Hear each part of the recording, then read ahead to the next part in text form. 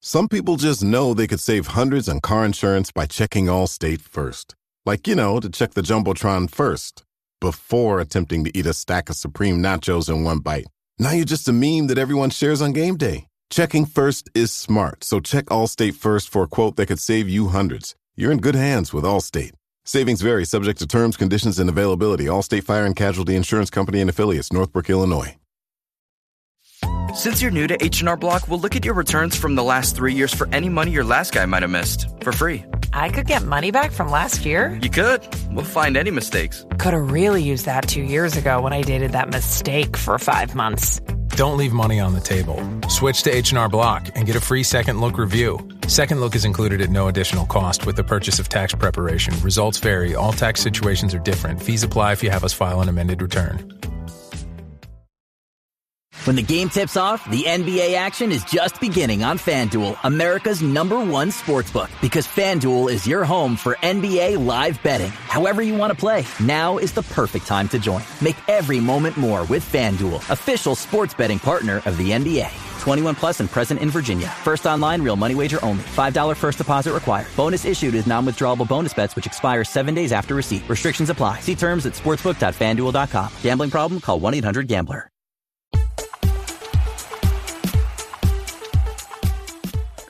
Hello and welcome to the 1865 Match Report. In today's action-packed edition, we are looking back at Nottingham Forest's 4-3 defeat at Newcastle. Joining me to do this is Tom Newton, who was up in Geordie Lang today. But before we just chat to him, I'm just going to run through the team changes. Forest made 2 changes to the team today, with Callum Hudson-Odoi and Nico Dominguez coming in for Morato and Danilo. So Forest reverted back to their well-tested 4-2-3-1 formation. And there are 3 changes for Newcastle, with Pope, Livramento and Miley coming in, which meant there was no Joel Linton or Tonali in their midfield, which pretty much I thought was probably a good thing.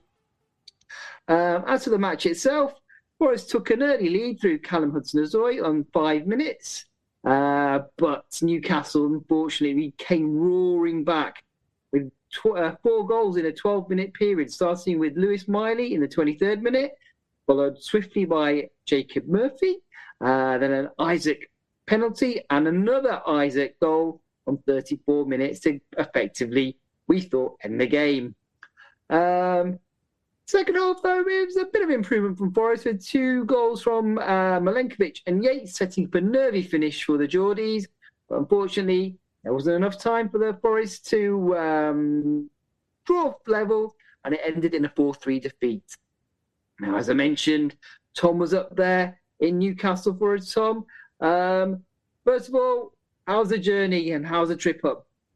The journey going up there was pretty decent. No hold-ups or anything like that, but coming back on the A1 this evening, it's been absolutely horrific. It took us about an hour to get out of Newcastle, then stop-start all the way down the A1, then a horrific looking smash just outside Blythe Services in North Notts. So, yeah, it took, over 3 hours to get home, but home and reliving the 4-3 defeat this afternoon. Yeah, and at half-time you must have been regretting making that long journey up north, I'm guessing. Yeah, it was just that, like you mentioned, that 12-minute period, it was just horrific. It was very much like our first season in the Premier League, rabbits in headlights, nothing to suggest we're going to stem the tide. We made no substitutions. There's nobody really out there who was like any leadership, or you could see it coming, to be honest. We scored the first goal with Callum Hudson-Odoi with a really good, well-taken finish in the bottom corner.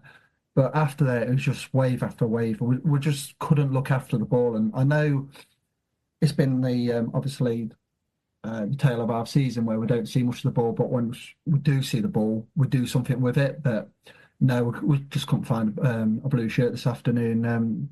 It wasn't great. And especially in that 15-minute period and 4-1 down at half-time, it's not great for the people at home watching television. At least they can turn it off. But the 3,000 and the sitting in the clouds at St James's Park, it was like, this is poor. And it was poor last week in some sections of the game against Fulham. But yeah, to be 4-1 down at half time, it wasn't good watch. Yeah. Well, seems like it was a classic game of two halves. Let's start with the team news. How did you feel about Hudson-Odoi and Nico Dominguez coming in and us reverting back to a 4-2-3-1? Very pleased with Hudson-Odoi coming back. I just think he just balances the side up really nicely.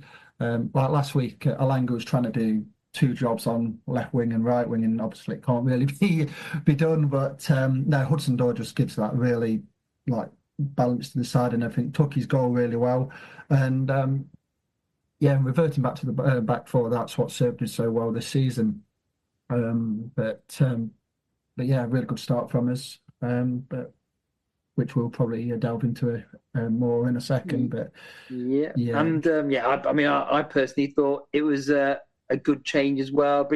I always feel when I saw last week that Danilo started with Anderson and Morgan Gibbs-White in midfield, I was a bit nervous because I always feel you need either one of Yates or Dominguez in midfield for an away game anyway. Yeah. Home games you can maybe get away without it, but an away game I always feel a bit more comfortable having one of those more defensive natured players in there. So when I saw him in there, and then I saw the Newcastle midfield of Miley, Bruno Guimaraes and what's his name? Jacob Murphy, with Willock and Gordon as sort of messing around, sort of as the front three dropping into midfield. I was fairly confident. I thought that's not that experienced at a midfield, not that physical a midfield. I was really pleased that Joel Linton wasn't playing because he pretty much out-muscled us in the home game. Yeah, he had a really good game, didn't he, when we played them before Christmas? But yeah, looking at the midfield at the start of the game, I was fairly confident. I thought, yeah, it's got Anderson in there going back to his hometown club, and Dominguez, who's in some quarters probably think that he's done me out last week when he put in Spanish bench warmers. But people were saying on the way back on Twitter, etc., Ryan Yates should have started, and it's great in hindsight and everything, but one person wasn't going to stem that tide today in that 15-minute period. It comes from a team collective. And there was one of the goals, I can't remember, it was the second or I think it would have been the third or the fourth. They all came in such a blur, Tom. It's hard. I had to write them down now just to remind myself which came when. I was struggling to remember off the top of my head. Yeah, but I agree with you as well. I mean, my sort of gut feeling as well was that there's a great big Ryan Yates-shaped hole in that midfield. And I just out of interest, I looked back at sort of the previous away losses, and I thought, I wonder if Ryan Yates played in those games. And he did play in some of them. He played at Arsenal, where a similar sort of thing happened, similar sort of away day. So he's not maybe necessarily the answer. It's more maybe a whole team issue. As you say, it's not one player. But anyway, moving on to the match. I think Newcastle started fairly brightly, but we weathered the early 5-minute storm that you'd expect from the home side. And I don't know, you probably couldn't see this in the stadium, but just before the goal, Elliot Anderson slapped Jacob Murphy in the face literally 10 seconds before the goal. And we were still watching the replays of that on TV when Murphy got dispossessed and by Callum Hudson-Odoi for the goal. Maybe he was still in a sense of shock. But talk me through the finish and the goal, Tom. Well, obviously they've had to throw away the vest up, and Hudson-Odoi's picked his pocket, hasn't he? And he's running on goal, and it's a lovely, lovely finish. As soon as it left his foot, you knew it was in, and we was in, obviously, up in the gods at the Leazes end at the St James's Park. But as soon as it left his boot, you knew it was just angling away from Nick Pope, and it's a lovely finish. I wouldn't say we deserved it because Newcastle would be licking their wounds after the defeat to Man City last week. But yeah, we've got noses in front, and I just thought that, well, Boris had weathered the storm as you've mentioned, and then we'll get the first goal. But after the goal, it's all Newcastle. They didn't really panic, really. Every time we had the ball, gave it away. The press is really high and everything, and we just couldn't get out of our half. And then obviously the first goal goes in, which it's gone through, 3 or 4 players from Lewis Miley right in the corner, and Sells has dived the right way, but it's passed him before it's actually reacted. Yeah, I mean, before the goal, they had a couple of chances as well where it sort of flashed across our box and they just failed to connect. And I thought at that point I was thinking, oh, maybe it's going to be our day. Maybe we don't have to play well and they're just having an off day and they're going to miss every chance they get. But it wasn't to be. I agree with you about us not getting out of our box. So it was so frustrating. I know we don't like to play with a great deal of possession, but today, whenever the defenders had the ball, it was just long ball after long ball, just a massive kick out of defence to nobody in particular, and just completely bypassed our midfielders. Got players with the ability of Gibbs White and Anderson not touching the ball at all, just watching it sail over their heads. And Murillo was trying to play the killer pass, but he was getting picked off every time, and the ball just keep coming back. And I've noticed in the last couple of games, especially away from home, is that Aina's had a really good season, as we all know, but I just think the last 2 games, he hasn't been the Aina of how he's performed earlier in the season. I just think he's been a bit off, and for one of the goals, I think it was the 3rd goal or the 4th goal. It was when Isak's scored and Jacob Murphy, I think it was, or was it Willock? Because he is so high up, it's like trying to pick out who. So, and Aina's like in no man's land, and then Chris Wood has gone to the right back position, and we all know Chris Wood isn't the quickest player. He's never been a quick player. But when he's up against Willock, and Willock's absolutely blitzed him, hasn't he? And the goal happened, and you look at the goal, and it's so preventable, isn't it? But the penalty, you just knew as soon as he went to the screen, you knew Jared Gillett was giving that penalty. Well, let's just go through it in order. So the first goal was Lewis Miley on 23 minutes. That was from a free kick from the right-hand side where Ola Reina allegedly fouled Anthony Gordon. But the replays on TV show there wasn't really any contact. But it was a part of a pattern of play at the time where we were giving away a lot of set pieces, a lot of niggly sort of free kicks, unable to keep the ball. When it went in eventually, from a Newcastle perspective, it's a lovely finish. But from our perspective, I think probably too much time on the ball for Lewis Miley. And then they had a bit of luck where it went through about 3 or 4 Forest players' legs, where you maybe expect one of them to just get an ankle onto it or a heel and just deflect it wide, and it went clean as you like, through like threading a needle straight into the corner past Matt Sells. The second goal came just 2 minutes later, and ironically, it was when Boris had sort of gone up front to sort of try and get a goal straight back, and we were committed a lot of players up front. I think Milenković was one of them. He was sort of bobbing towards the box. I think it was that goal. It may have been one of the others. I can't remember either, Tom, now. I was so annoyed at the time. But yeah, every goal came down our right-hand side and their left-hand side. So that one, they just broke down the left-hand side, didn't they? And a bit of luck again, really. It was... I think it was Willock, or was it Isaac? I can't remember. Isaac, I think. Maybe had the shot, and it deflected across the goal, straight to Jacob Murphy to sort of bundle it in. So again, a little bit of bad luck for us, good luck for them, where a deflection could have gone anywhere, really, couldn't it, Tom? Yeah, it's really frustrating of the goals going in, because earlier in the season we had a really formidable, solid defensive base, and some of the goals we've been letting in recently, it's just so preventable, isn't it? It's like going back like a month ago or so against the first goal, what Bournemouth scored. Justin Kluivert's had like through one of the onto our box, and he's obviously hit it in bottom corner. And then the goal last week against Fulham, especially the first goal, with Lectuori putting the ball in on to Emile Smith-Rowe's head, and that's another preventable goal. And in the goals today, it's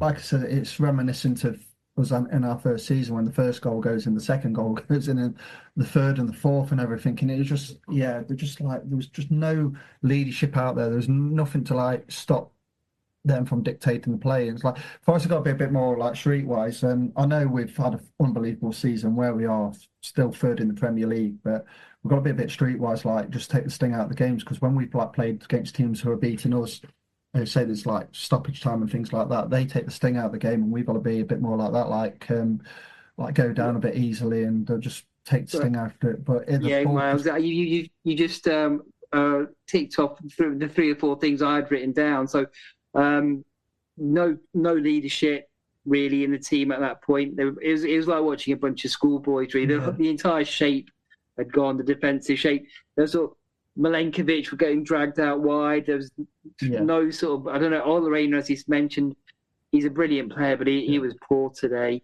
And I thought as well, for the breakaway goals, you just needed to do a professional foul, really. It's cynical, you don't like to see it, but that's what every other team does. That's what you have to do to win. They should have just been fouled out on the wide on the left. Well, Newcastle are notorious for it, aren't they? They're like, if you look at their team, I know he didn't play today, but when we played them in the past, like Guimaraes,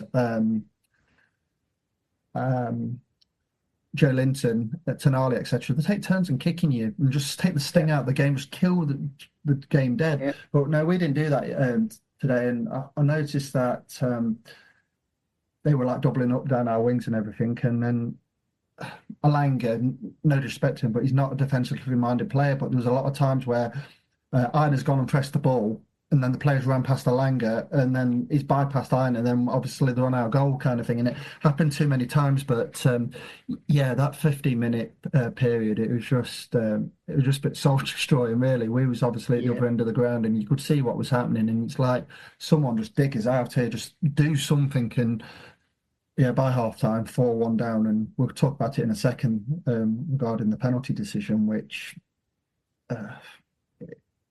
like I said, I can see why it's been given, but it's the consistency. Again, there'll be like another game like next week or something like that, to where a similar decision will be given, and they go to the screen, and it's basically, it's not a penalty. So, but it was. I mean, it was that our right-hand side again.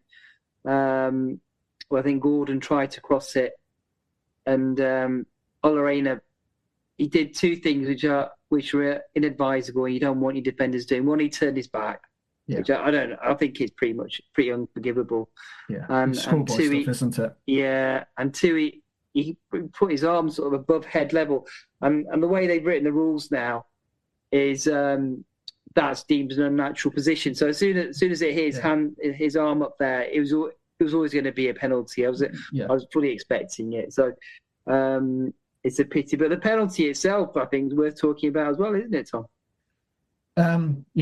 He's obviously hit it down the middle, and I mean, I'm not blaming him, because keepers are not expected to save penalties, but obviously if he stood up rather than squatting down, he probably tips that over the bar. It's not the best penalty from Alexander Isak, but at the moment, in my eyes, he's the best striker in the Premier League, and he's probably he's probably like got that bit of like credit in the bank of actually trying something different, and obviously he's gone and got his second goal of the afternoon, and Forest for the first time came just 1 minute after the penalty, which is the really disappointing thing, and just. If the players look shell-shocked, Nuno looked shell-shocked, and as fans, I think we were all sitting there as well, just in a sense of bewilderment, because you could tell it was bad, because there wasn't a single message on a WhatsApp chat until after half time. We were all, normally when we conceded, that was his fault, but we were all in such a sense of shock. We didn't know what to think of it or even say. So there was a scene of disbelief in the away section. Everybody like looking around, like pointing around, like what bloody hell's happening, kind of thing. And there's some people who have obviously been going for years who have known going to away games. I'm looking around, and they're looking around, shaking their heads like we were shell shocked, kind of thing. But I know hindsight's a great thing. Couldn't Nuno have done something different when the second goal gone in? You just don't. You just don't know, do you? Because of how we played this season. I don't think he could have really. It was up to, that's what I mean, where the point we both made about the lack of leadership. That's where it came in. That's where you want your senior player to sort of grab the game by the scruff of the neck and do something about it. There's only so much he can do. I mean, there wasn't really enough time. You're not started thinking about doing substitutions after 25 minutes when you're 2-1 down. It's and two goals on 33 and 34 came so quick fire that he couldn't really react to them. But they had another bit of luck with the second Isak goal, where again he went down, broke down their left, our right, and another deflection. Took it over, this time off Murillo, took it over Sells and into the goal again. Again, on another day, that goes harmlessly wide. But when it's your day, isn't it, Tom?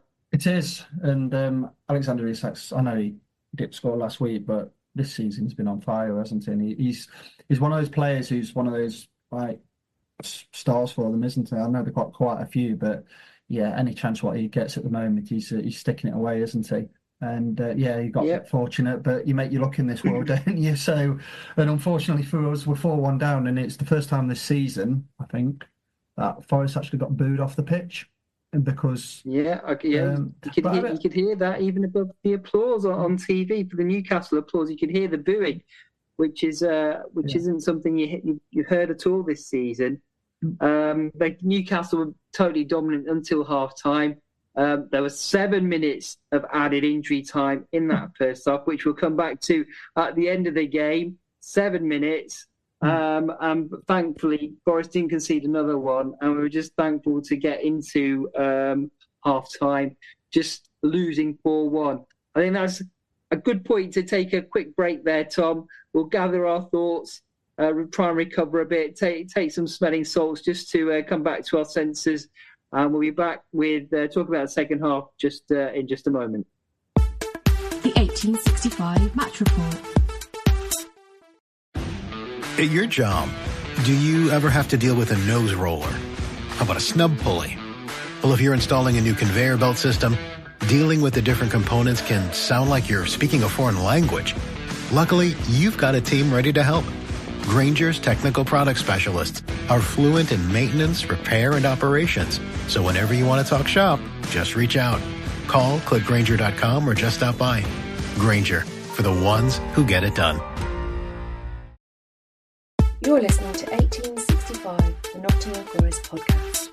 And welcome back to the second half of the 1865 Match Report, where we're looking back at Nottingham Forest 4-3 defeat at St James's Park to Newcastle.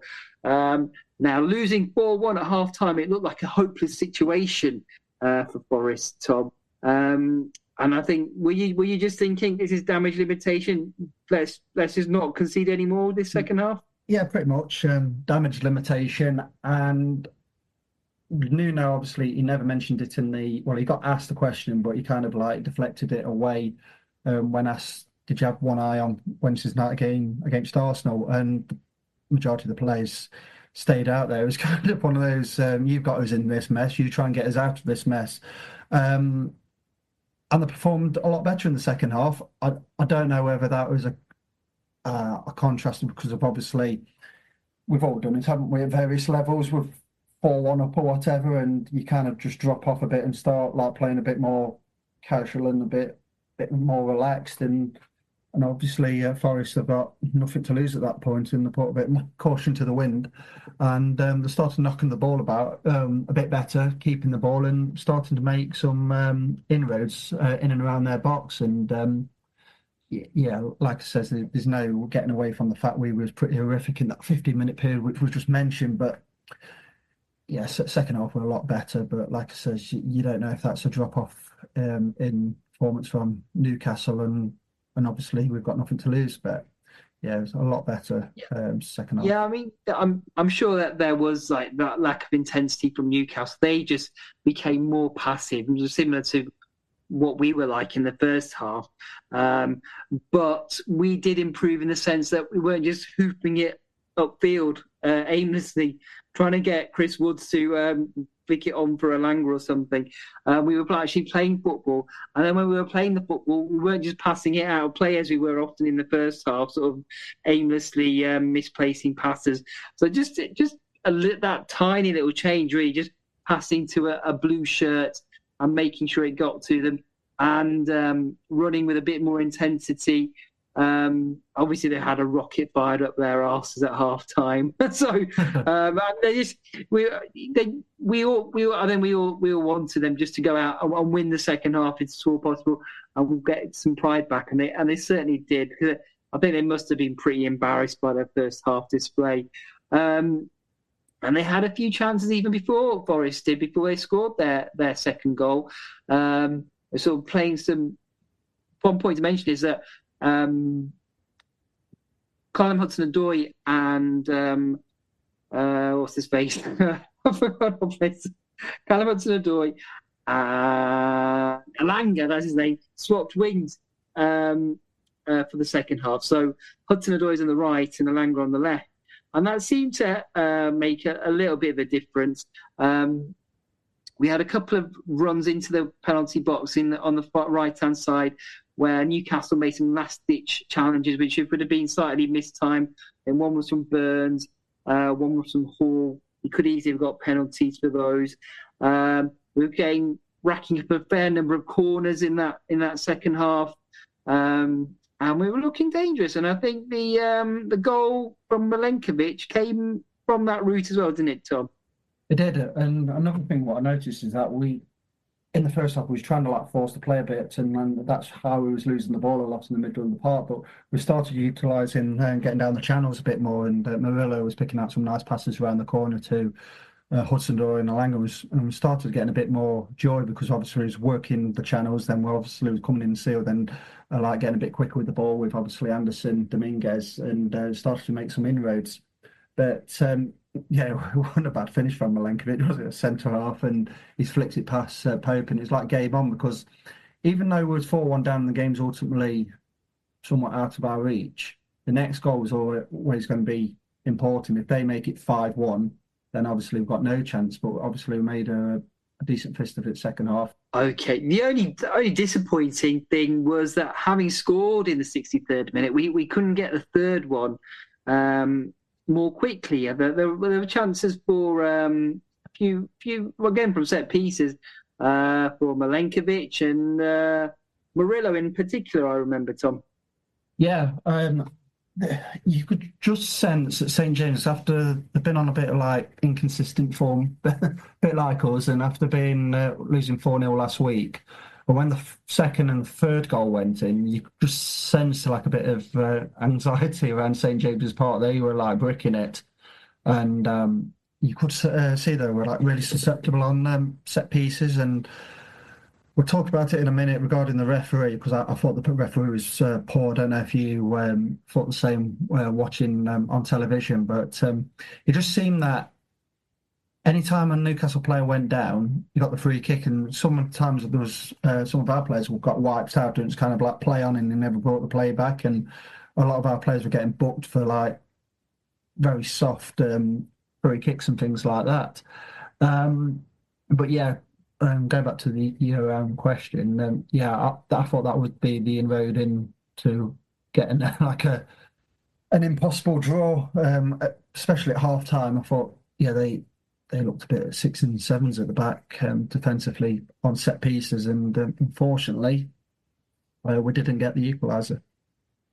Yeah. Forest made a couple of substitutions in the 76th minute when Dominguez and Anderson left the field and were replaced by Ryan Yates and Ibrahim Sangare. I think Nuno's just trying to keep the momentum going, the energy levels up there in the second half, just to push it through to the 90th minute level. And it worked. I thought Yates especially made a very positive contribution. Even before his goal, he was back to his usual self, winding them up, getting a few free kicks and things, and in their faces. Just a classic Ryan Yates. Yeah, I mean, hindsight's a great thing, and people have been saying after Ryan Yates started, would it been, which we mentioned earlier, would it be a 4-3 scoreline or 4-1 at half time? like I said, I was pretty happy with the midfield, but he did come on and obviously put himself about a bit, which is on a hide into nothing, really, isn't he? He's obviously with how the midfield's played today, which obviously in the first half wasn't great. He obviously couldn't do any worse than what they were doing. Then Sangare come on and he obviously splits opinion, doesn't he? I mean, he had a decent game against Exeter, but everybody's saying, oh, they're struggling in League One, and it's not really a great barometer for Sangare after he spent 30-odd million on him. But I thought he put himself about today. He got some his foot in and broke up a bit of their play, and obviously created like an attack. But unfortunately, that fourth goal and the equaliser didn't come.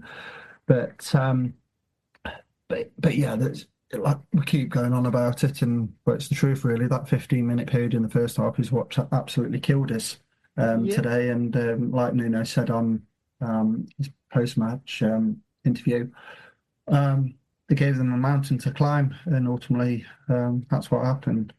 So well, whether the mountain, it's either the mountain to climb or the steps what we have to climb up to the away section at Newcastle. They're pretty much on par. But yeah, Forest, mate, they gave themselves an absolute monumental climb after being 4-1 down at half time. Yeah. So just to tidy it up there, the goal came from, I think it was another corner, and then again Newcastle couldn't handle it. Chris Wood had an initial effort, I think, and then it broke to Ryan Yates to calmly finish in the 6-yard box, which is not what he always does. Sometimes he'll find a way of blasting it over from that sort of distance, but today he sort of passed it nicely into the corner. So, and that we hoped was going to set up a nervy injury time, but inexplicably, the referee only added 3 minutes of injury time, Tom. That's nowhere near enough, was it? It's a joke, really. I know a lot of goals went in the first half, 5 of them, and there was a VAR check, and it gave them 7 minutes worth of injury time in the first half. Second half, there's numerous subs being made. I don't know how many subs we made. I know Sangare come on, Yates come on. Was that the only 2 subs we made? I think that was the only 2. Yeah. So you got them. So then obviously I brought on... Newcastle Tonali came on for them. Yeah. They made subs as well. Yeah, then obviously the goals have gone in, which obviously slaps a bit of time on. And I think there's a couple of times where the physios come on. Yeah. And now Optastats is now saying we should have at least got 5 minutes stoppage time. For these days, even if nothing happens, no subs, no goals, minimum 3 minutes anyway. Yeah, well, that's like a really short added period of time, isn't it? Yeah. So then they only had 3 minutes. It was weird. You asked about the referee and if he was bad today. I didn't really feel he was particularly bad today. I think most of the free kicks he gave to Newcastle were fair enough. They were free kicks. Some of them maybe ones that you get if you're the home team, where there's sort of maybe you argue as shoulder barges rather than actual fouls. But you expect that when you're away from home. The maybe one moment in controversy was Forest had a penalty shout where it hit Lewis Miley's hand, but I think that would have been very harsh. And again, that's more down to VAR sort of having to tell him to go over to the screen. But it was hit at him from quite close range, and his arm, crucially different from Aina, was down by his side and close to his body rather than being up above his head. So I didn't think he was that bad. But yeah, that's the only criticism I'd have for the referee, was that we didn't get the injury time. So, you thought he wasn't that great. No, I just thought he was a bit inconsistent. But like I said, we're watching it on television and watching it live inside the ground is probably a bit different. But I think the sore point is the stoppage time. And I'm telling you now, if there's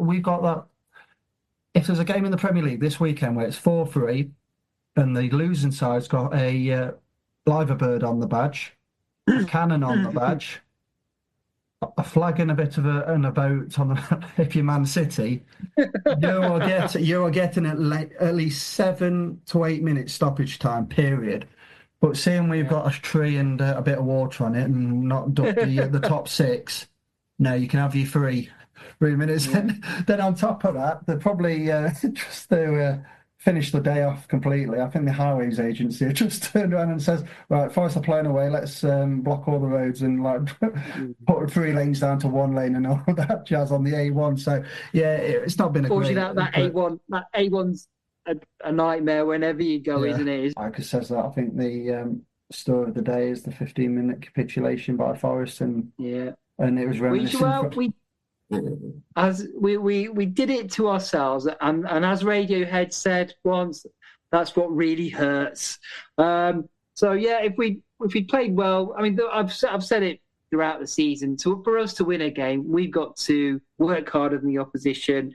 Every single player's got to do their job for 90 minutes, and if we do that, we can beat anybody. If we drop off, or we're not working as hard as the opposition, not closing down, not putting in the sprints, not concentrating, we're liable to lose any game. That's why we look terrible when we lose, and we look There's good no when in we between. win. There's no in between, is there? I mean, we've got to be 110% to win a game, but then if we're not 110%, we're putting in a 20% performance, and there's quite a few who have a 20% performance, and we're garbage. We'll just get a view from the opposition from a Newcastle podcast called Toon Under Pod, and here's Jack from the Toon Under Pod with his thoughts about the game.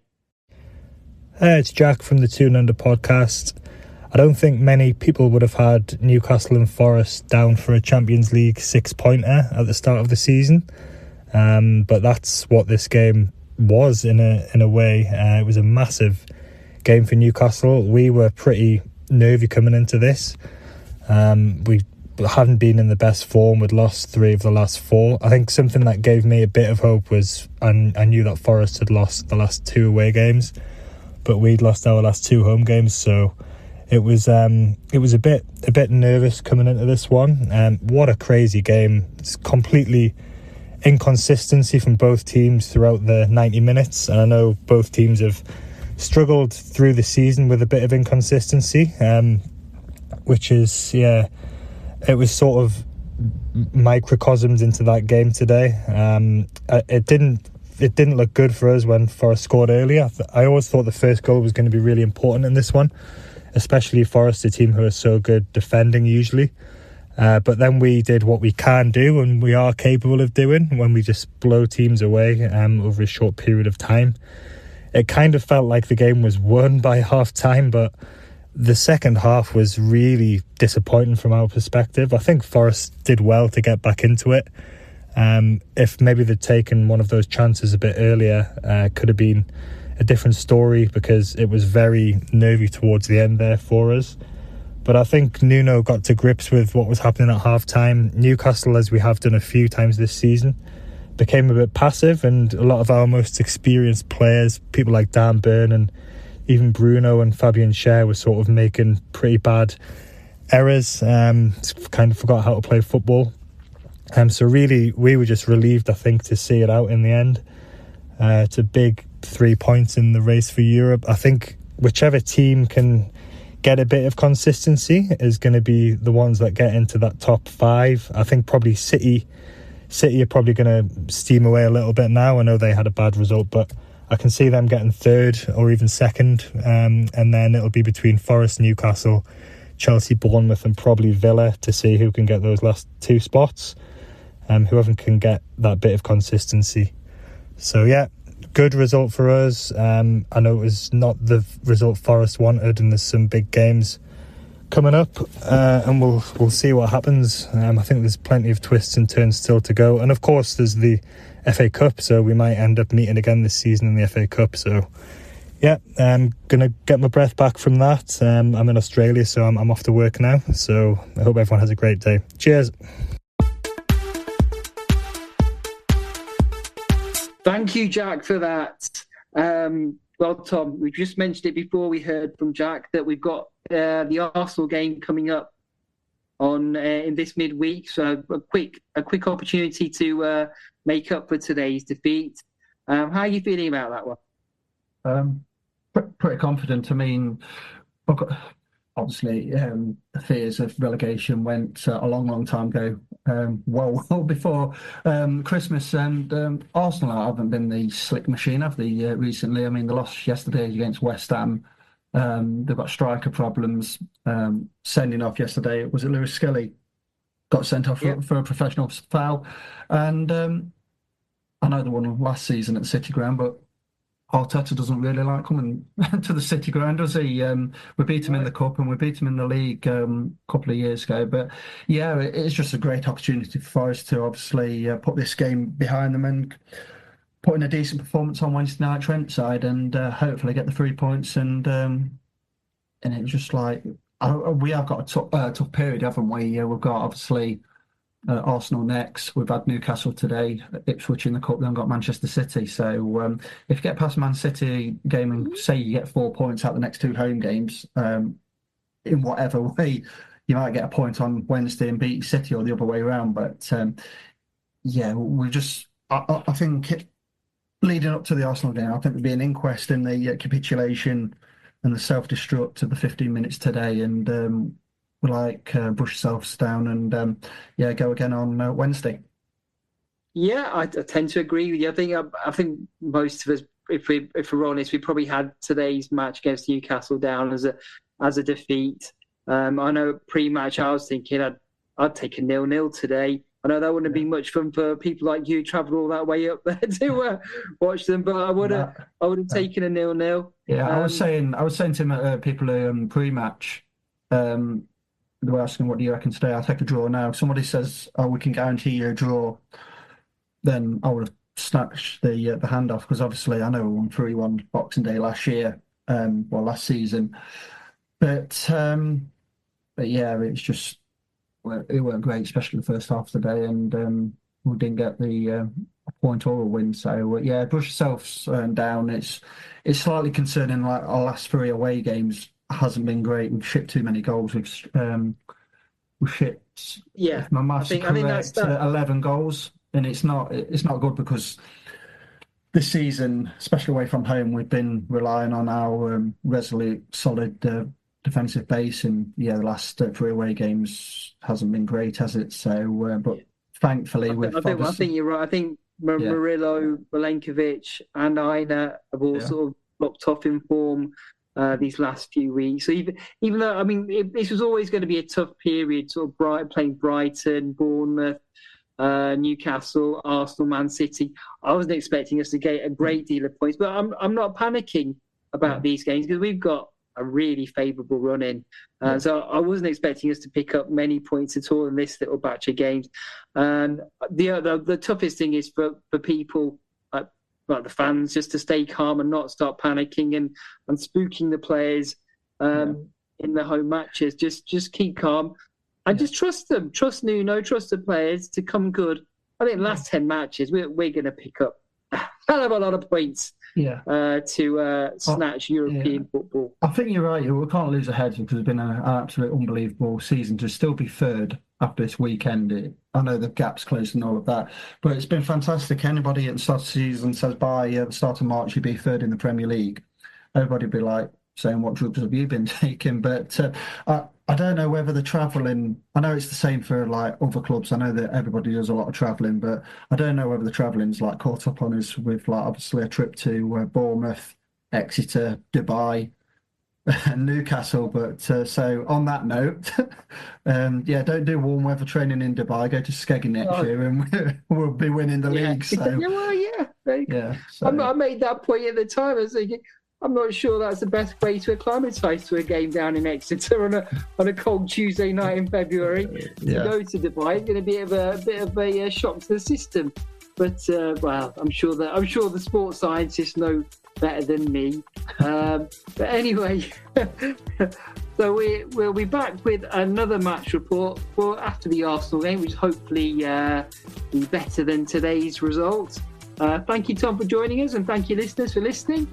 And come on, you Reds, let's go through against Arsenal.